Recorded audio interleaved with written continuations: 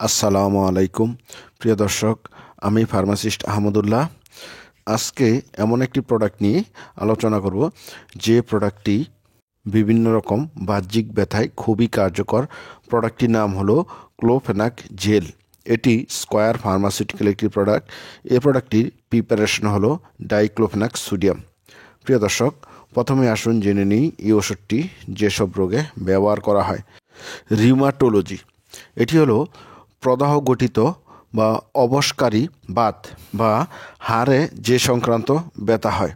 হাড়ের জটিল ব্যথা, কোমরের ব্যথা, কশেরুকার বিচ্যুতিতে যে ব্যথা হয়, তীব্র বাত, গেটে ব্যথা বা বাত, সার্জারি অ্যান্ড ট্রাইউমাটোলজি, এটি হলো মস্কানো ব্যথা, হাড়ের আঘাত, বিচ্যুতি, অস্ত্রোপচারের আঘাতজনিত ব্যথা, কোমরের ক্ষত, তীব্র ব্যথা।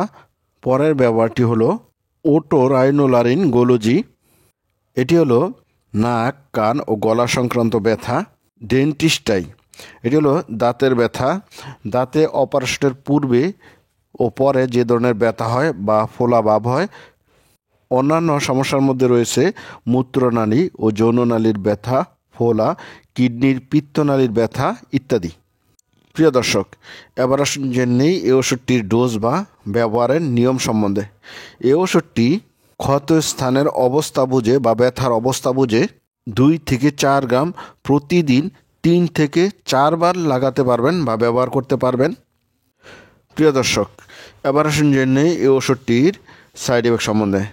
এই ওষুধটির কমন সাইড এফেক্ট হলো পরিপাকতন্ত্রে গোলযোগ, বমি বমি ভাব, মাথা ব্যথা, মাথা ঝিমানো, ডায়রিয়া, চামড়ায় লাল ভাব, একজিমা, চামড়ায় ফুসকুড়ি ইত্যাদি দেখা দিতে পারে। প্রিয় দর্শক, এবার আসুন জেনে নেই এই ওষুধটির প্রেগনেন্সি ক্যাটাগরি। খুব অপরিহার্য না হলে এই ওষুধটি প্রেগনেন্সিতে ব্যবহার না করাই উত্তম। আর ব্যবহার করতে চাইলে অবশ্যই রেজিস্টার্ড চিকিৎসকের পরামর্শ অনুযায়ী ব্যবহার করবেন।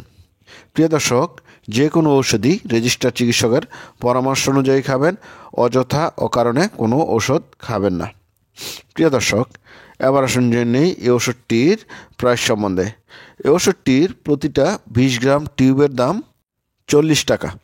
প্রিয় দর্শক, এই ছিল ক্লোফেনাক জেল সম্বন্ধে গুরুত্বপূর্ণ ইনফরমেশন। আসসালামু আলাইকুম।